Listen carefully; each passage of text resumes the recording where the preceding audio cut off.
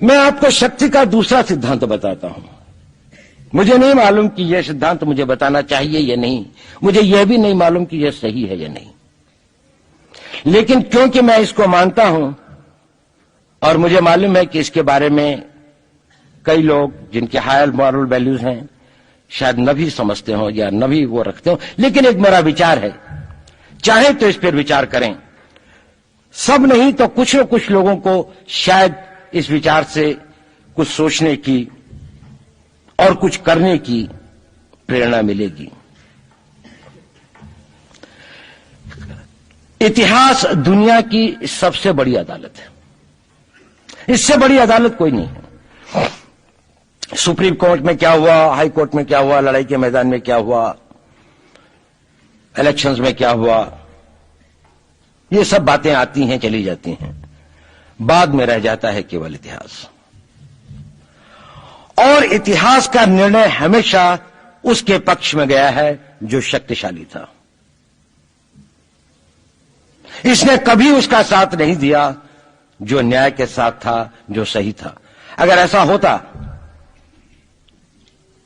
तो दिल्ली में बाबर रोड होती है, बाबर रोड है लेकिन राणा सांगा रोड नहीं है, क्योंकि बाबर आया, विजयी हुआ, राणा सांगा हार गया। भारत की हिंदूशाही किंगडम अफगानिस्तान से होती सिकुड़ती सिकुड़ती सिकुड़ती यहां तक नहीं आ जाती। हमने किसी पर आक्रमण नहीं किया, हमने किसी के जीवन मूल्यों को नष्ट नहीं किया, हमने किसी के धर्म ग्रंथों को और धर्म स्थानों को नष्ट नहीं किया। शायद हम न्याय संगत थे, शायद सत्य भी हमारे पक्ष में था, लेकिन शक्ति हमारे साथ नहीं थी। इसलिए इतिहास ने हमें उसकी सजा दी। इतिहास ने हमेशा उनको सजा दी जिन्होंने विचारों को कर्म से और न्याय को शक्ति से अधिक महत्व दिया। अब मैं ये नहीं कह रहा हूं कि उसको उसकी तिलांजलि कर देनी चाहिए, ये नहीं है कि न्याय का अपना महत्व नहीं है, लेकिन यदि कॉन्फ्लिक्ट ऑफ इंटरेस्ट हो तो शक्तिशाली बनना ज्यादा आवश्यक है। भारत धर्मगुरु भी तभी बनेगा जब एक शक्तिशाली भारत का निर्माण होगा।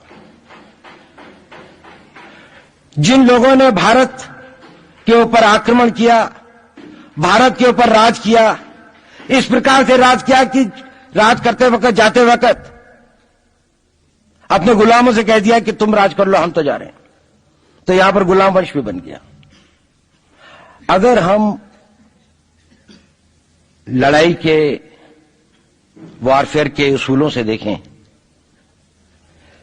कि किसी भी राष्ट्र की जो कॉम्प्रिहेंसिव स्टेट पावर होती है, किन चीजों से वो लड़ाई लड़ता है, जिसको हम कहते हैं कि ये शक्तिशाली है, दूसरा शक्तिशाली नहीं है, क्या वो अव्यय होते हैं उसके, क्या घटक होते हैं उसके।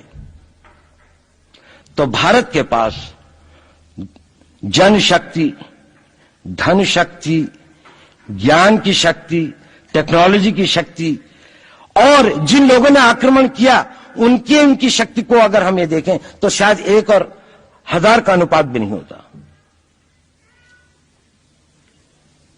लेकिन उसके बाद भी हम वो नहीं कर पाए। और ये प्रश्न भी किसी ने पूछा, उस पर मैं आऊंगा बाद में। निवेदिता जी ने उसका बहुत अधिक उत्तर दिया, बहुत अच्छा उत्तर दिया था कि क्या कारण है, किसके कारण भी हम लोग इस लड़ाई में इतिहास ने हमारा साथ या हमारे पक्ष में न्याय नहीं दिया। क्या कारण है कि कश्मीर में हम लड़ रहे हैं, जिन्होंने हमारे ऊपर आक्रमण हो रहा है, हमारे ऊपर बाहर से लोग आकर वायलेशन हमारे बॉर्डर का करते हैं, इन्फिल्ट्रेटर्स हमारे यहां आते हैं, जबकि पूरा का पूरा कश्मीर भारत का भाग है, अभिन्न भाग है। कानून के अनुसार वहां के राजा ने यह हस्ताक्षर किए, हमें दिया।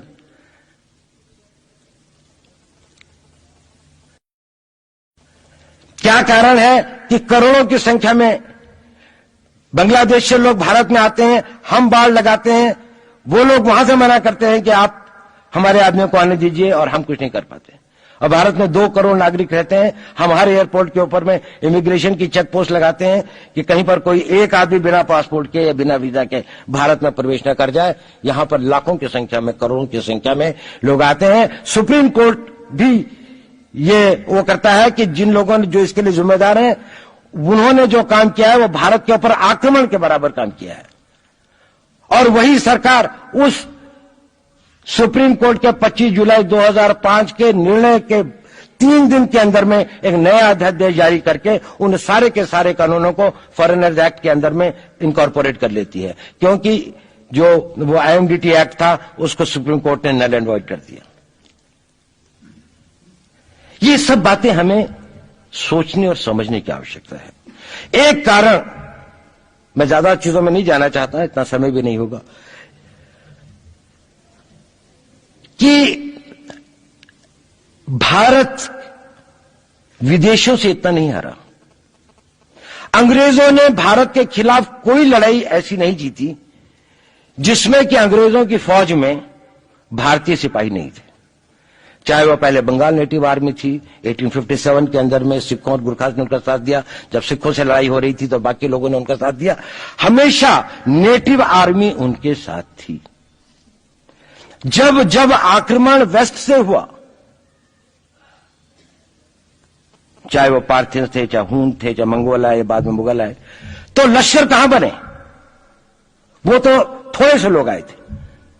लश्कर बने काबुल में, जिस वक्त वो इस्लामाइज भी नहीं हुआ था, लाहौर में, सरहंद में।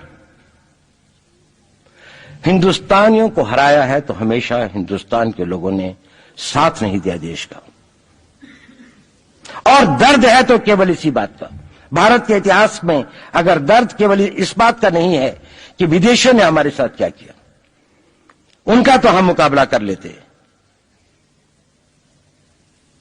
दुख इस बात का था कि हमारे सभी लोगों ने साथ नहीं निभाया और साथ नहीं दिया। और इसकी फीलिंग आज भी मुझे इस देश में होती है।